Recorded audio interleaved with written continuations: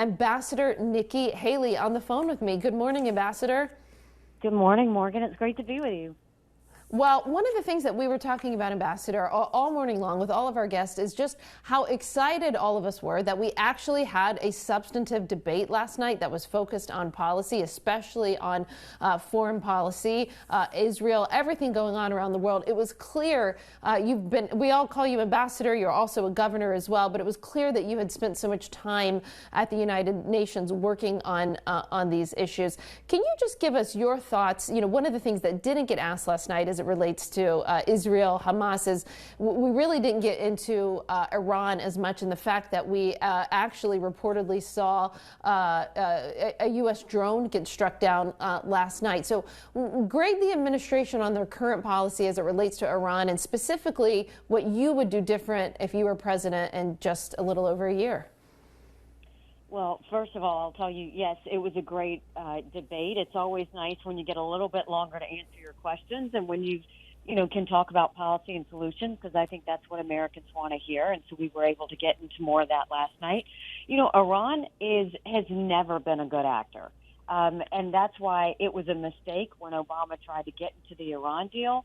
It was a mistake when Biden fell all over himself trying to get back into that deal. The right thing was to get out of the Iran deal. Look, I dealt with this every day at the United Nations, and what I saw was they were continuing to violate UN resolutions over and over again. And when Biden went soft on the sanctions, what happened was when we got out of the Iran deal, we decimated their economy.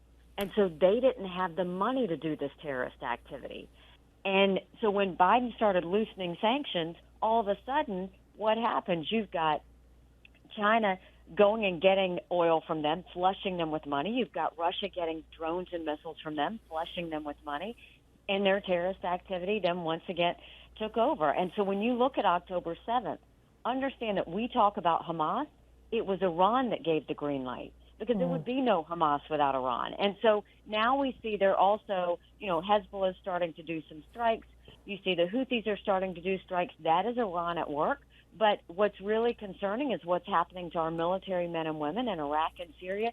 That, too, is Iran at work. And the problem is we've had over 100 strikes, and Biden hasn't done anything about it. And what he has done is soft. The way to deal with Iran is, first of all, enforce the sanctions, stop the money flow so that they can no longer fuel these terrorists. That has to happen. The second thing is go and hit them where these strikes are coming from. Take out their infrastructure where this is happening so that they can't do it in Syria and Iraq. The best way to deal with Iran is with a big punch. You saw that when Soleimani was killed. They were flat-footed. Right. They didn't know what to do. It takes one good punch that gets them to back off. The second thing that is really important, though, it would dramatically weaken Iran and embarrass Iran if Hamas was eliminated. That's why we really need to have Israel's back when it comes to this. They need to eliminate Hamas once and for all. That is what Iran is fearful of. That's why they're doing these strikes, is to get Israel and America to back off of Hamas. We shouldn't do that. We should double down and give Israel everything that they need. Listen, I totally agree with you. I've lived and worked in and out of the Middle East since 2007 when I first went to Baghdad. And you know this from your time at the UN. That is a region that understands strength. And I was interviewing Senator Langford from Oklahoma the other night at a Joni Ernst event.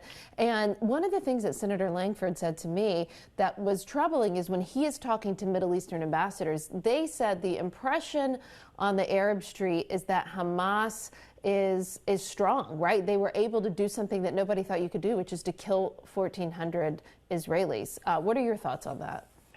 I mean, I saw this every day at the United Nations. The one thing the Arab countries didn't want was a strong Iran, because they know that Iran is a threat. And the biggest, the one important thing that we should do is we should really pull in these Arab countries and talk to them about the fact that if Iran gets stronger, if Hamas wins, if Hezbollah keeps this up, if all of this terrorist activity happens, that will hurt their economy in a big way. They're all trying to fuel their economy. We see what Saudi Arabia is doing now, but they also have dealt with the terrorist activity from Iran. We saw Saudi Arabia spent years fighting the Houthis in Yemen.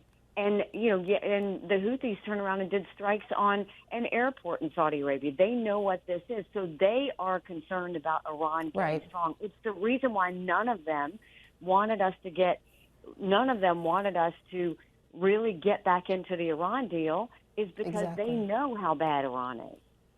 Well, Ambassador, I have said all morning long that it was a serious, substantive debate talking about policy, foreign policy. It made me really happy as a foreign policy person. And I've tried not to get into the tit for tat, but I got to tell you, as I said to Ben Domenech, I almost lost my religion whenever one of your competitors talked about your daughter. As the mom of a daughter, I could say that you handled that so much better than I would have, because, I'm from the South. I would have taken off those high heels. That's all I got to say. Listen, I thought about it. Thank you so much, Ambassador and Governor Nikki Haley.